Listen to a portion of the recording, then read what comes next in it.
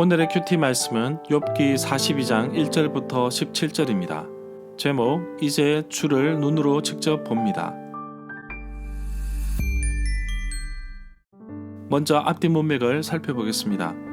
욥기 38장에서 여호와께서 등장하셔서 욥에게 많은 질문을 하셨고 또 여러 가지 예화를 통하여 하나님의 일하심을 인간의 연약한 지식으로 이해하기 부족하다는 것을 보았습니다. 욥기 40장에서는 또다시 여호와께서 욥에게 물으십니다. 이 세상을 어떻게 이끌고 계시는지를 보여주십니다. 욥기 41장에 보면 개역 개정 성경과 새번역 성경에서는 히브리어 음력으로 리워 야단이라고 번역하였고 개역 한글 성경과 쉬운 성경에서는 악으로 번역한 강력한 바다 괴물은 무시무시하고 아무도 통제 못하는 동물입니다.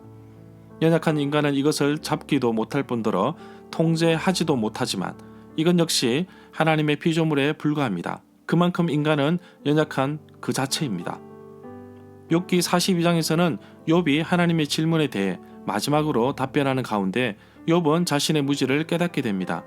그러면서 모든 것이 회복됩니다. 몸도 회복되고 자녀도 낳고 예전처럼 재산도 풍성해집니다. 욥은 직접 하나님을 만나고 많은 것을 깨닫습니다. 문단을 나눠보겠습니다. 1절부터 6절은 귀로 듣기만 했는데 이제는 눈으로 봅니다. 7절부터 17절은 욥이 복을 받아 번성케 되다. 2절에 보면 욥은 이제까지 하나님의 말씀을 듣고 깨닫게 되었는데 첫 번째로 욥은 절대 주권자이신 하나님의 무한하신 능력에 비하여 인간의 연약함을 깨닫습니다. 두 번째는 하나님은 못하시는 것이 없다는 것을 깨닫습니다. 결국 무한한 하나님의 능력과 연약한 인간의 모습을 비교하면서 그동안 하나님의 절대 주권에 반항하며 불평하였던 욥은 자신을 부끄러워하였고 욥 자신의 의지를 넘어서 하나님의 이끄심을 알게 됩니다. 5절에 보면 이 구절은 고통 가운데 있는 욥이 하나님께 불평을 하였는데 욥이 하나님에 대한 지식이 너무나도 제한적이었고 온전한 지식을 깨닫게 되었다는 것에 감사하는 고백이 들어있습니다. 결국 욥은 과거에 가졌던 지식이 자신이 체험하며 깨닫게 된 지식이 아니라 다른 사람의 입을 통하여 알게 되었다는 추상적인 지식이라는 사실을 이제 고백하는 것을 볼 수 있습니다. 고통 가운데 있는 욥이 이제는 실제적으로 알고 인식하게 된 참된 지식이 결국 하나님에 대한 바른 지식으로 갖게 됐다는 점을 드러내고 있는 것을 볼 수 있습니다. 8절에 보면 이 구절은 욥의 세 친구들의 잘못된 지식으로 인하여 맞게 될 결과를 피하기 위한 선행 조건을 제시하고 있다고 봅니다. 하나님이 직접 바라보신다는 사실을 아주 회화적 표현한 것으로 욥의 기도를 통하여 하나님께서 친히 호의를 베푸신다는 사실을 나타낸 것으로 볼 수 있습니다. 결국 욥의 고통 상황 속에서 줄곧 주장해왔던 인과응보의 사상이 잘못된 것임을 결정적으로 천명하신 것으로 이해할 수 있습니다. 10절에 보면 이 구절은 욥의 세 친구들을 위하여 중보를 드린 이후 하나님께서 그의 고통을 없애주시고 이전보다 갑절의 복을 내려주셨음을 언급하고 있습니다. 욥의 중보기도가 욥의 세 친구들의 죄를 사하는데 아주 중요한 원인이 되었다는 사실을 알려준다고 할 수 있습니다. 13절에 보면 이 구절에 아들 7과 딸 3이라는 표현이 나오는데 욥기 1장 2절에 보면 본래 욥의 자녀는 아들 7에 딸 3이었습니다. 1장 19절에서 모두 다 죽었다고 말합니다. 14절에 보면 이 구절은 욥의 고통에서 회복된 후 얻게 된 딸들의 이름을 소개하고 있습니다. 딸들의 이름에서 알 수 있는 것은 아름다움과 번영을 상징한다고 봅니다. 욥의 회복에 의미하는 실제적인 모습은 하나님과의 올바른 관계가 세워짐에 따라 얻게 되는 번영과 복임을 깨닫습니다. 이 구절에 보면 여미마, 그시야, 게렌합북이라는 표현이 나오는데 히브리어에서 욥의 딸들의 이름들은 그 발음과 의미로 인하여 아름다움을 암시한다고 할 수 있습니다.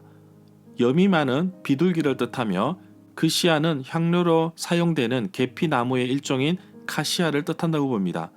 게렌합북은 눈 화장품을 담는 조그마한 상자라고 볼 수 있습니다. 16절에 보면 욥이 고통의 과정을 모두 다 겪은 이후 나머지 생애 동안 더 강건한 상태였음을 보게 됩니다. 남은 생애 동안 마음껏 복을 누리며 하나님의 은혜와 자비를 철저하게 경험하였다는 사실을 부각시키고 있음을 볼 수 있습니다. 절마다 상세한 설명과 구절 해석, 핵심 내용과 중심 줄거리는 네이버 블로그에 올려져 있습니다. 내게 주시는 교훈입니다. 욥의 질문 상대자로서 하나님께서 친히 요구에 응답해 주실 것을 강하게 요청하는 모습을 볼 수 있었습니다. 오직 하나님께서 모든 문제의 해결책이심을 고백합니다. 나의 기도와 나의 간구 속에 함께하여 주옵소서. 고통 중에서 불평하고 원망하였던 욥처럼 나도 그렇게 살아왔습니다. 귀로만 들었던 하나님을 이제 눈으로 보게 되었다는 욥의 고백처럼 하나님의 일하심이 나의 삶을 통해 드러나게 하시고 보여주시기를 소망합니다. 욥의 고통 속에서 회복된 이후 얻게 된 딸들의 이름을 소개하고 있는데 딸들의 이름에서 알 수 있는 것은 아름다움과 번영을 상징한다고 봅니다. 욥의 회복이 의미하는 실제적인 모습은 하나님과의 올바른 관계가 세워짐에 따라 얻게 되는 번영과 복임을 깨닫습니다. 내가 먼저 하나님께 축복해 달라고 기도하기 전에 내가 먼저 하나님과 올바른 관계가 세워져 있는지 내 삶을 살펴보아야겠습니다. 욥이 병이나 사고로 죽은 것이 아닌 나이가 많아 죽었다는 사실을 말하고 있는데 정말 그의 생애가 매우 만족된 상태에서 풍족하게 누리다가 삶을 마친 것으로 봅니다. 극심한 고통을 받았지만 자신의 삶에서 아주 일시적으로 주어졌을 뿐 이 땅 위에서 행복하게 누렸던 그의 노후의 삶을 보면서 참으로 하나님께서 주신 복을 마음껏 누린 건강한 삶이라고 볼 수 있습니다. 오늘도 하나님께서 나에게 주신 귀한 복을 누리며 살아가는 하루가 되기를 간절히 소망합니다. 욥기 큐티를 마치면서 욥기 분량도 상당하였지만 그 내용도 복잡하여 이해하고 또 적용하기에 상당히 힘들었습니다. 매일 2시간에서 4시간씩 성경책과 주석책을 읽고 정리하여 옮겼고 이것을 다시 요약하여 대본을 만들고 다시 그림 파일로 만들어서 음성을 녹음하고 편집하여 유튜브 업로드까지 정말 적지 않은 시간이 걸렸지만 욥기를 정말 깊이 있게 묵상할 수 있었습니다. 모르는 부분도 많았고 그동안 욥기를 눈으로 겉으로만 알고 있었던 부분도 많았습니다. 욥기를 읽으면서 인간의 연약함과 나약한 지식으로 살아가고 있음을 깨닫게 되었고 전능하신 하나님의 주권이 얼마나 크고 위험한지를 깨닫게 되었습니다. 비록 극심한 고통 중에 있는 욥이었지만 그 고통은 그의 삶에서 일시적이었을 뿐 그의 노후의 삶은 참으로 하나님께서 주신 복을 마음껏 누리며 살았던 아주 건강한 삶이었다고 할 수 있습니다. 비록 내가 지금 어려움 속에 있으나 이 또한 지나가리라. 하나님이 나와 함께 하심을 잊지 않고 말씀 속에서 위로를 얻고 살아가기를 소망합니다. 그동안 욥기 큐티를 함께 해주셔서 감사드립니다.